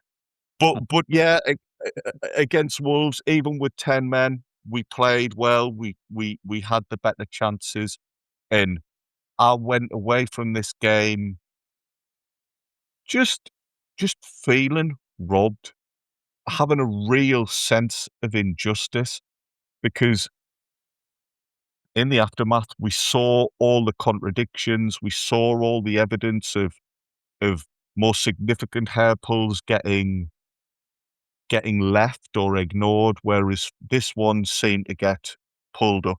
Nobody in the ground knew what it was for, man. It was such a nothing incident, and it spoiled that game of football. And if it doesn't get dealt with, it's gonna continue to spoil football. It is something that I think they've said they'll look at in the summer and try and redress. We can just afford to be okay with it now because we responded well to it, and things ended. But in a different scenario, Ballard being suspended there could have been absolutely devastating for us. Yeah, I didn't know where you were going when you said we're preparing for next season. I thought, are the team going to start practicing pulling hair in the summer, or trying to get away with it, or not get sent off for it, or something like that? But anyway, going into the next game, Martin, 3 games left, and we haven't won in 3. Manchester United come up to the stadium of light. Getrauda comes in for the suspended Ballard, and Angulo returned to the bench after injury. And I just thought, I'm trying to. I don't think there's ever been a better Sunderland performance in a goalless draw than this, Martin. I mean, you might be able to pick one out, but I genuinely can't remember one. And then there's 6 minutes in, Siddiqui goes clean through after a brilliant move. And maybe should have done better. I wrote down as well, touches in the box after 36 minutes. We'd had 19 touches in Manchester United's box. They'd had 1 in ours. I'm still not sure how we didn't win this game, Martin. No, it was a baffling one from the outcome point of view, because I think this was our best performance of the season in terms of the football that we played. And you play that game 100 times, we win 2 or 3-0, 98, 99 times out of 100. How we didn't win this game is unbelievable. But as Andrew said, we talked about it at the time as well. This was a Sunderland performance you want to see. This was brilliant. And, if you look at these last few games of the season, I do think Andrew's right in terms of the Villa game and the Forest game. Perhaps they were trying something different and that didn't quite work, so we've moved on to do something else. This was brilliant. I think it sets the tone for the run-in as well. We were fast, we were frantic, we were getting stuck into tackles, we were passing the ball about really sharply. One of the criticisms that we had after the Villa and the Forest games was that we looked really ponderous on the ball. We were slow. We were taking 2 or 3 touches. This was fast. We were getting passes in. Touch was beautiful. Say Siddiqui should have scored. Brian Brobby had a great chance in the second half to score. We had other longer range efforts. And again, that's something that we hadn't necessarily seen from the side too much, was that willingness to take a shot from distance, take a shot from outside the box. Talby went very close in the opening stages of this game. Lefay had another one towards the end of the game that he took on. And I just thought we were magnificent. Like, on another day, you could have had a penalty or two.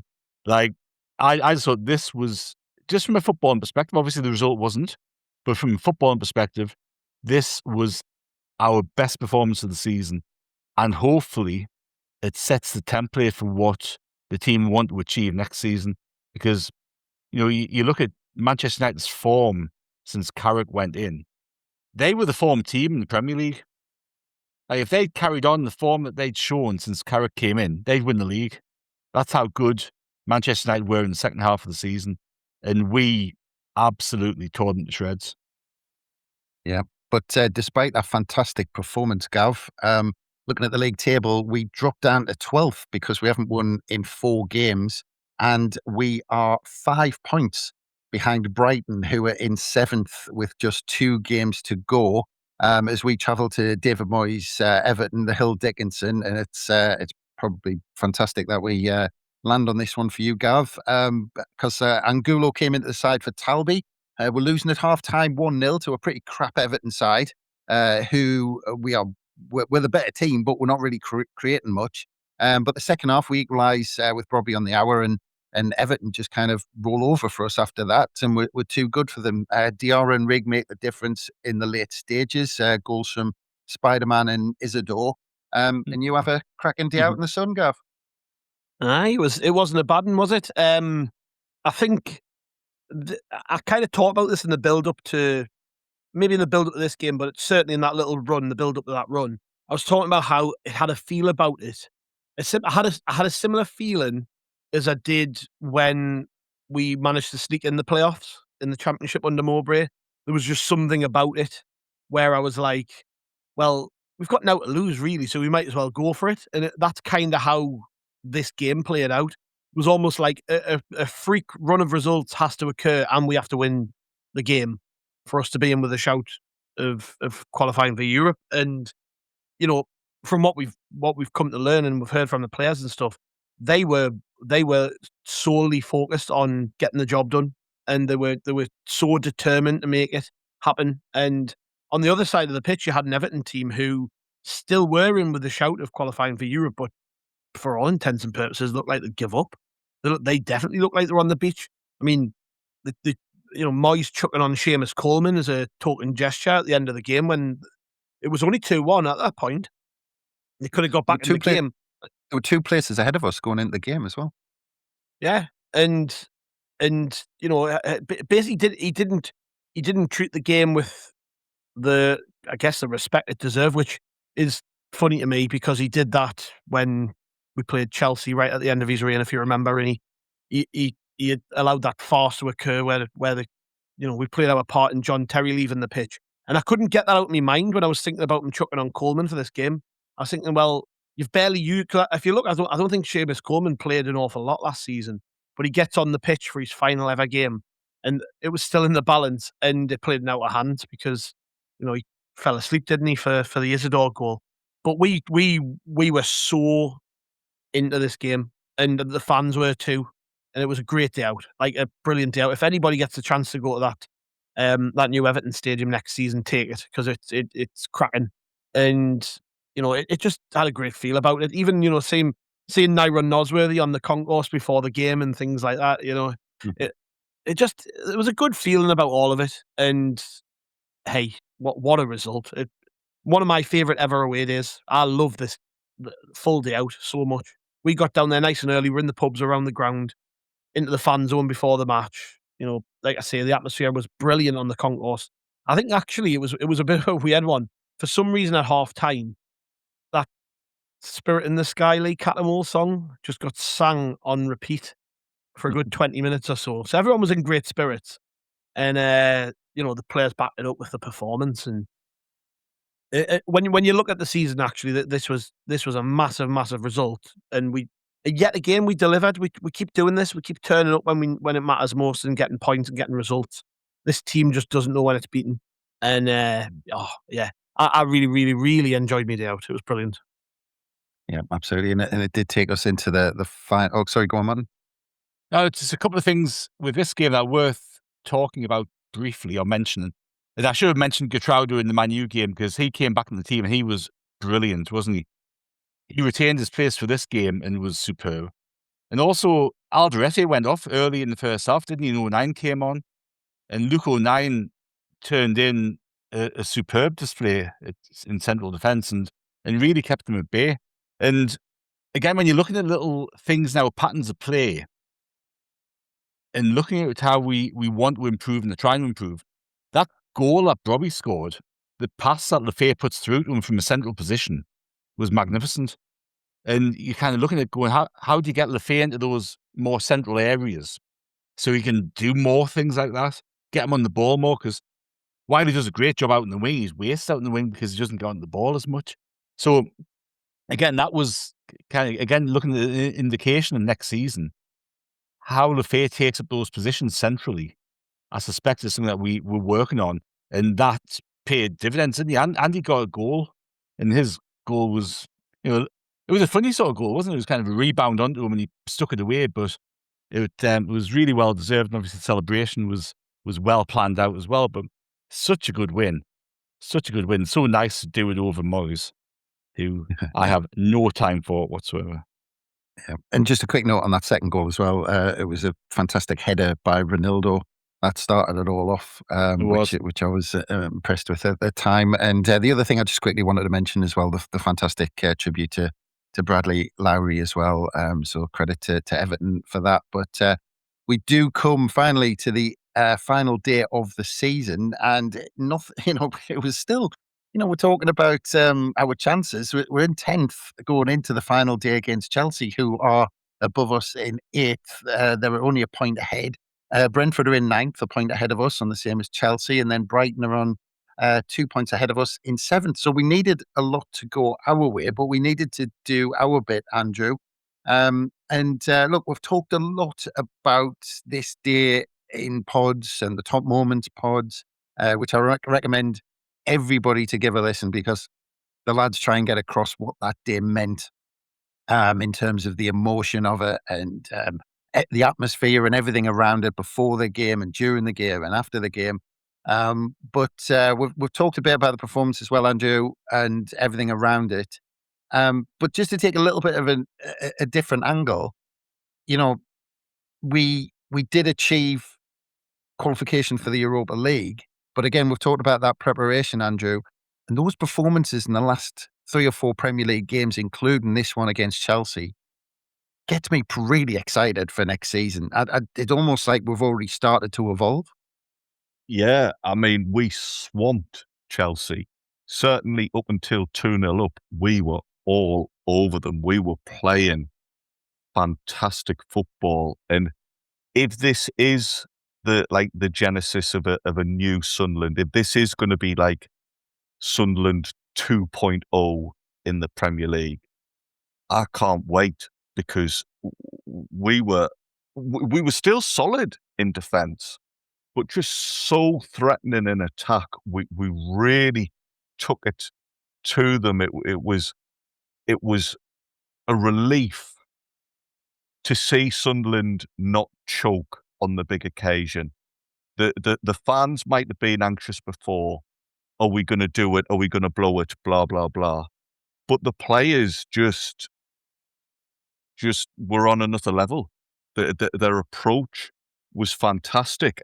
I think mathematically it was a 25% chance of us being in Europe.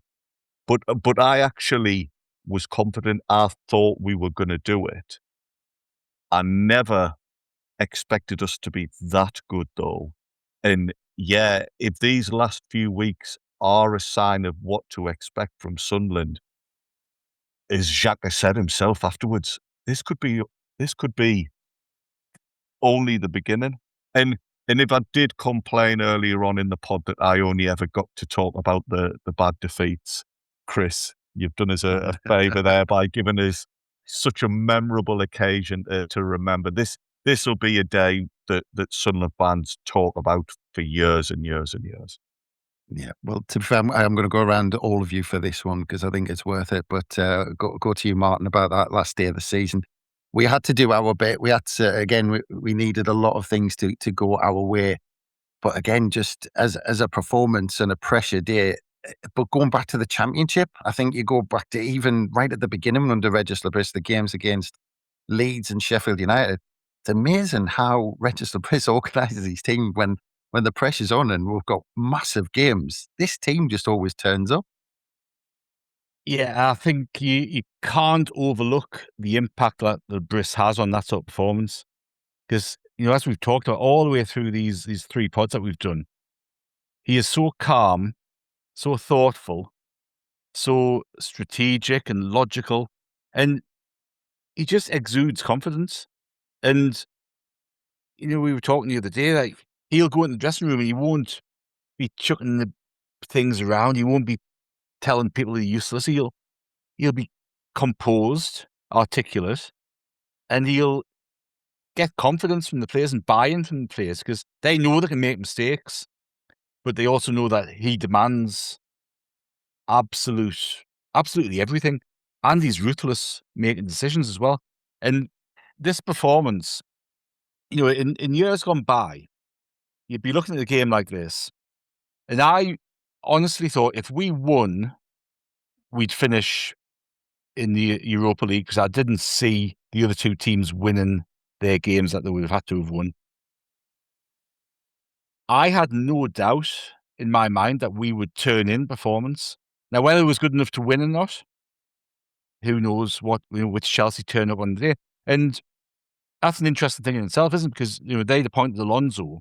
So their players have got a bit of an extra bit of motivation to kind of prove themselves to him, qualify themselves for Europe next season, which they could have. I was so confident that we would turn in performance, and I can't think of another manager recently that we've had, or even not so recently, that would have that confidence in. You have hope, but confidence is a completely different thing. And I was so confident that we would turn up, and I thought we were fantastic. I thought we played the game so well. I thought we could have been further up than 2-0 up by the time we went 2-0 up. And it was just another fantastic day. And, you look back on this year and a little bit that we've had since the Coventry semis, and you go, how can it get better? And it just does keep getting better. And we've got the opportunity next season for it to get better still. And, you've got to caution against getting overly optimistic and overconfident and all that sort of stuff. But I have full confidence in the people running the football side of Sunderland right now. I don't have any question marks about them. And how often have we been able to say that? From the coaching to the recruitment, all that sort of stuff, to get it right. And I just think all credit goes to them because that's a hard confidence to earn, and they have earned it through what they've given us on the field. And it's just been fantastic. Well, in danger of perhaps getting too enthusiastic about next season, I'm going to move on to Gav. But Gav, we've taken pretty much 5 hours to talk through this 2025-26 season. But after going through it, we couldn't help but talk about those little moments and those little fantastic moments. And actually, going into the moments that we were down about made everything sweeter at the end as well, Gav. That all went into the pot, didn't it? But it's been worth it to take all this time to talk about probably the best season Sunderland have had in living memory. Yeah, I'll never ever forget this season and what these players and what this manager have given to us, because as Martin kind of touched on there, you have full trust in these people to get it right, and that's not often being the case. And I think we've struggled probably more than most clubs. Short of losing our club, because of bad ownership, which nearly happened, by the way, under Short. We were dangerously close to being in administration and potentially who knows what. Short of that happening, we've probably been through more strife than any top club has ever been through. And when I say top club, Sunderland, historically, we are the 6th most successful club in the country. We've won league titles, and this club going into League One should never have happened. It should never have been allowed to happen, and it was done on the watch of an owner who gave up, and we had to go through all of that crap. Well, I mean, we talk about 10 years out of the Premier League, but let's be honest, for 3-4 years before that, it was crap. Anyways, we were struggling. We were changing managers. We didn't like the players we had. We were wasting money. It felt like the club had given up. So actually, it's been longer than a decade. It's probably been a lot longer than that. And all of that crap was worth it to get this day that we had against Chelsea, where we were able to watch a team on the pitch play like a Southern team I thought I wanted to see growing up. I always thought all I care about is having players who try. We've got players who try who are also top class, and that's never been the case in my life. I think even the Peter Reid team, if we're being generous, they weren't the best group of players. I remember watching like Thirlwell and Darren Holloway in the Premier League. Like it wasn't and that's no disrespect to them lads, by the way, but this wasn't a team of superstars that we had under Peter Reid. I think this team we've got now is full of superstars. I think we've got you can go position by position and make a case for them being the best player we've ever had in that position quite comfortably. I like Granit Xhaka, Enzo Lefebvre, Nordy McKaylee, Robin Roofs, yada, yada, yada. It goes on and on. These are some of the best players we've ever seen. And they turned up when it mattered. Like I keep saying, it's a trait of this team that they find ways to win games. And like, it wasn't just winning the game though. They fully understood the assignment. Driving into the city that day, they must have felt 10 foot tall. Because can you imagine driving through that crowd with all the red smoke and the fans going ballistic? And that was 2 hours before kickoff. Why would you not want to turn up for Sunderland? Yet in the past, as I've touched on, so often we signed players who didn't give a shit about us, didn't give a shit about the fans or the club or the area or what it all meant to us. And we were badly let down as a fan base and badly hurt by many, many years of strife, where now it's amazing. I still can't believe this is Sunderland that I'm watching and that I'm talking about. Genuinely, it's beyond my wildest dreams as a fan to see a team this good who give a shit. Like, it's all we want, innit? And we often say it, but can you imagine if we won something? And we may well win something with this team. It's our best ever chance, I think, of winning something. Like, genuinely, this is the best chance that we've had in our lifetimes of seeing Sunderland lift a major trophy. And there's part of us looking at this, well, not part of us, a lot of us looking at this and going, I think we'll do it. Like next season could be even better again. And we'll look back at days like Coventry and we'll look back at days at Wembley and when we beat Wickham in the playoffs in League One and this game and beating Newcastle, we look back at these days and they'll be some of the best days we'll ever have watching Sunderland. And like, I think anybody who wants to know fully what it felt like in that moment, go back and listen to the reaction pod from after this game. We were all just beside ourselves. We were hyper. We were a little bit inebriated, some more than others. But you just go back and listen to what it meant, because like I wish I could bottle the feeling that we had in the ground up that day. It was special, the best day we've ever had in the Stadium of Light ever, comfortably. And I always thought that the Ballard goal, the Coventry game, I didn't think that would ever be beaten. But this walked all over it. Just to see Sunderland qualify for Europe. Oh, yeah. I struggle to sum it up, really. It was immense. And anyone who was there that day, anyone watching from home, will know exactly what I'm talking about. Like, even now, a couple of weeks on, I'm still not over it. And I don't think I ever will be. It was brilliant. Well, I think that's a fantastic place to end us. But I will just give a little warning if anyone does go back to listen to that reaction pod after the Chelsea game. It is rated explicit for a reason, so be careful and don't press play around the kids or anything like that, because Johnny was on top form. The other thing as well, of course, if next season does go the way Gav is suggesting, and we might win a major trophy and all that, we just need to avoid the likes of Port Vale in cup competitions away from home, and any team in League One who has a striker or player who supports Newcastle. We just need to avoid that banana skin. But after about 5 hours, we are there.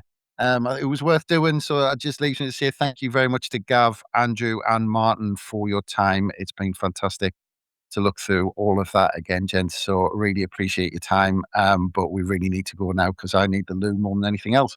But thanks again, everyone, for listening. Don't forget, there's something going on every day on Roker Report throughout the summer. And of course, we're going to be with you every day on How We're the Podcast. So we'll maybe start looking towards next season. But as Gav said, it's difficult to look back to last season and keep looking at some of those fantastic moments. So, but we'll be there every day with something on How We're the Podcast. So look out for all of that. But from us, it's bye for now.